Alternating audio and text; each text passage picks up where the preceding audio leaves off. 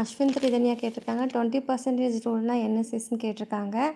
அதுக்கு நம்ம பார்க்கலாம். 20% ரூல்னா என்னன்னு பார்த்தீங்கன்னா, இப்போ ஃபார் எக்ஸாம்பிளுக்கு ஒரு 20,000 நீங்கள் மேக்ஸிமம் வாங்குறீங்கன்னு வச்சுக்கோங்க. அதில் வந்து ஒரு 4,000 மட்டும் நீங்கள் செப்பரேட்டாக எடுத்து வச்சுக்கோங்க. 20% ரிமைனிங் 16,000 இருக்குது பாருங்கள், அதில் மட்டும் எக்ஸ்பென்சிவ் பண்ணுங்கள். அப்படின்னா அவங்களால சேவ் பண்ண முடியும். சேலரி வந்த உடனே வந்து நீங்கள் வந்து அந்த 20% இப்போ எவ்வளோ சேலரி 20,000ன்னு இல்லை, எவ்வளோ சேலரி வாங்குறீங்களோ அதுலேருந்து ஒரு 20% நீங்கள் எடுத்து வச்சுக்கோங்க. எடுத்து வச்சுட்டு மீதி எவ்வளோ அமௌண்ட்டு நம்மக்கிட்ட கையில் இருக்கோ அதை வச்சு வந்து நீங்கள் வந்து மற்ற எக்ஸ்பென்சிவ் பார்த்தீங்கன்னா கண்டிப்பாக சேவ் பண்ண முடியும். இதுதான் அந்த 20%க்கான ரூலான மெயின் மெசேஜேவும்.